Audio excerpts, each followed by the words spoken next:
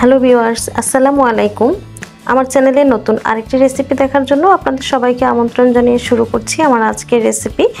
আজকে আমি আপনাদেরকে আলু দিয়ে অসম্ভব মজার একটা মিষ্টি ব্রেড তৈরি করে দেখাবো। তো চলুন রেসিপিটা দেখি। এখানে আমি 3টা আলু সিদ্ধ করে নিয়েছি। এখন এই আলুগুলাকে খুব ভালো করে ম্যাশ করে নিতে হবে। এমনভাবে ম্যাশ করতে হবে যাতে কোনো দানা দানা না থাকে, একদম মিহি করে নিতে হবে।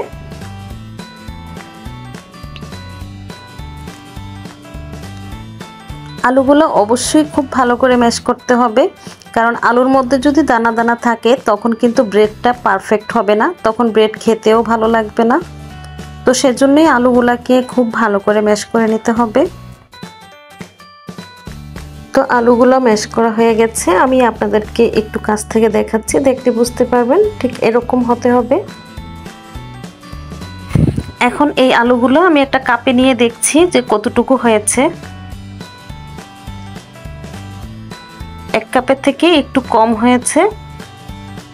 এখন এই আলুর মধ্যে আমি দিয়ে দিচ্ছি 2 কাপ ময়দা,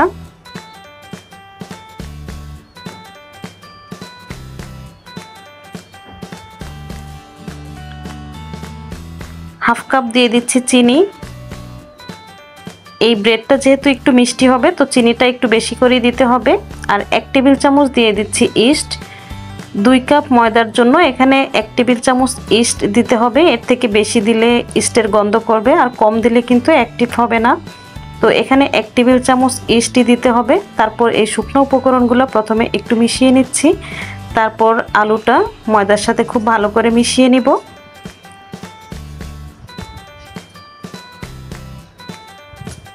তো আলুটা ময়দার সাথে খুব ভালো করে মিশিয়ে নিয়েছি, আর স্বাদ মতো দিয়ে দিচ্ছি লবণ। লবণটা দিয়ে আবারও খুব ভালো করে মিশিয়ে নিব। এখানে আমি 1 কাপের থেকে একটু কম নিয়েছি দুধ। আমি এই দুধটা আগে থেকে জাল করে একটু ঘন করে নিয়েছি। এখন এখানে আমি একটু একটু করে দুধ দিব আর খুব ভালো করে মথে নিব। একসাথে দুধটা দেওয়া যাবে না, তাহলে এটা লিকুইড হয়ে যাবে। আর দুধটা অবশ্যই কুসুম গরম হতে হবে। তো এখানে আমি 1/3 কাপের মতো দুধ দিয়েছি, তারপর মথে নিয়েছি। তো এটা যখন দেখবেন হাতে একটু বেজে আসছে তখন এখানে তেল দিয়ে দিতে হবে। তো আমি প্রথমে 1 টেবিল চামচ তেল দিয়ে একটু মথে নিচ্ছি, এতে করে হাতে আর লেগে আসবে না। তো আমি একটু মথে নিয়ে তারপর আবারও 1 টেবিল চামচ দিয়ে দিচ্ছি তেল, দিয়ে খুব ভালো করে ডোয়ের সাথে মথে নিব। তো দেখুন এখন কিন্তু আর হাতে বেজে আসছে না। তো ডোটাকে খুব ভালো করে মথে নিতে হবে সময় নিয়ে। ডো যত ভালো করে মথা হবে আপনার ব্রেড কিন্তু ততটাই সফট হবে। দেখুন ডোটা কতটা সফট হয়েছে। এখন এই ডোটাকে আমি রেস্টে রেখে দিব 1 ঘন্টার মতো।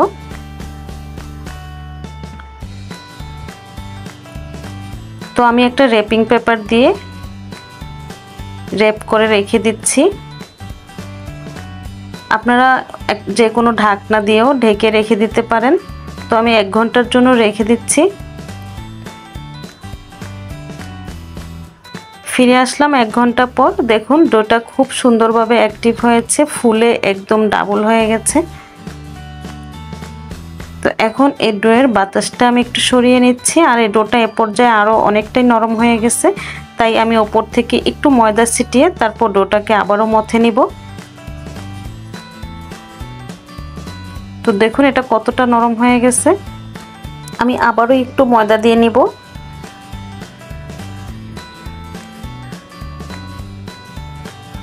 তো দেখুন এ পর্যায়ে কিন্তু একটু ডোটা টাইট হয়েছে।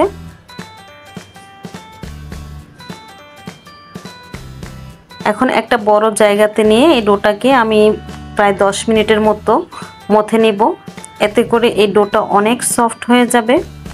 ব্রেডের পারফেক্ট রেজাল্ট পেতে হলে অবশ্যই ডোটাকে সময় নিয়ে তারপর খুব ভালো করে মথে নিতে হবে।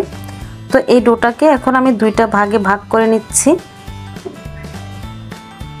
একটা অংশ আমি নিয়ে একটু গোল করে নিচ্ছি প্রথমে,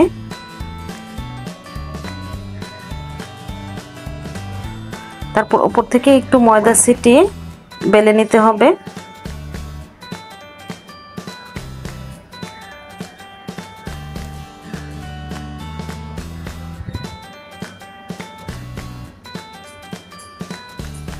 বেলে নিয়েছি। এখন আমি একটু পেঁচিয়ে নেব এটাকে। এভাবে পেঁচিয়ে নিলে ব্রেডটা ভালো হয়।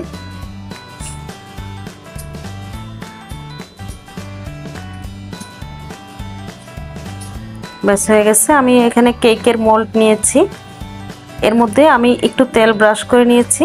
এখন এই মোল্ডের মধ্যে আমি এই ব্রেডের ডোটা দিয়ে দিচ্ছি। ব্যাস হয়ে গেছে। এখন আমি আবারও একটা র্যাপিং পেপার দিয়ে ঢেকে 20 মিনিটের মতো রেখে দিব।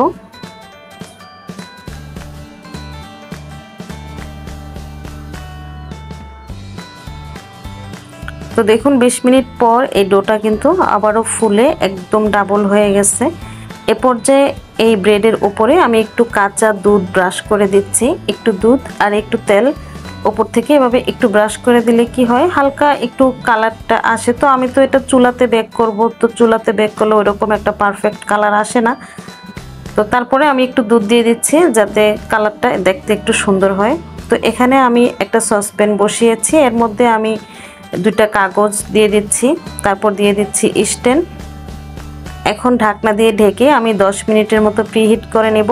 10 মিনিট পর ঢাকনাটা সরিয়ে ব্রেডের মোলটা দিয়ে দিচ্ছি, দিয়ে তারপর ঢাকনা দিয়ে ঢেকে দিব। চুলার আঁচটা লোতে রেখে তারপর এটা 40 মিনিট বেক করলেই হবে। তো 40 মিনিট পর আমি ঢাকনাটা সরিয়ে আপনাদেরকে দেখাচ্ছি। দেখুন ব্রেডটা হয়ে গেছে, আর ব্রেডটা কিন্তু অনেক সফট হয়েছে। এখন গরম থাকা অবস্থায় আমি উপর থেকে একটু বাটার ব্রাশ করে দিব, এতে করে ব্রেডটা দেখতে খুবই সুন্দর হয়। আর এই ব্রেডটা থেকে এত সুন্দর একটা ফ্লেভার আসছে, মানে কি বলবো, মানে ফ্লেভারটা পেয়েই বোঝা যাচ্ছে ব্রেডটা কতটা টেস্ট হবে। আর দেখুন ব্রেডের মধ্যে কত সুন্দর একটা কালার এসছে। আর ব্রেডটা কিন্তু একদমই সফট, একদম নরম তুলতুলে। আলু দিয়ে যে এত মজার মিষ্টি ব্রেড তৈরি করা যায় আসলে না খেলে বুঝতে পারবেন না।